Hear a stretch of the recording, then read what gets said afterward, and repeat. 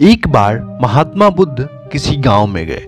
वहां एक स्त्री ने उनसे पूछा कि आप तो किसी राजकुमार की तरह लगते हैं, फिर आपने युवावस्था में गेरुआ वस्त्र धारण क्यों किया हुआ है?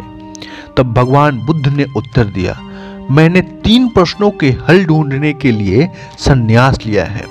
भगवान बुद्ध ने कहा, हमारा शरीर युवा और आकर्षक है, लेकिन यह वृद्ध होगा, फिर बीमार होगा और अंत में यह मृत्यु को प्राप्त हो जाएगा। मुझे वृद्धावस्था, बीमारी और मृत्यु के कारण का ज्ञान प्राप्त करना है। भगवान बुद्ध की बातें सुनकर स्त्री बहुत प्रभावित हुई और उसने भगवान बुद्ध को भोजन के लिए आमंत्रित किया।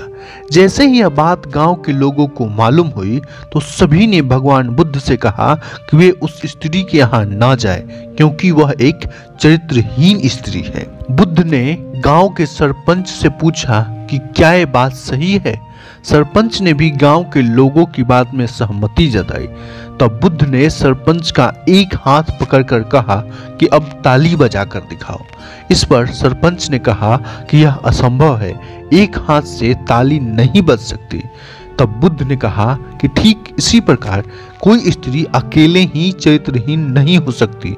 यदि इस गांव के पुरुष चरित्रहीन नहीं होते तो वह स्त्री भी चरित्रहीन नहीं होती। गांव के सभी पुरुष बुद्ध की ये बातें सुनकर शर्मिंदा हो गए और आगे से उस स्त्री का सम्मान करने लगे और उसे चरित्रहीन कहना बंद कर दिए।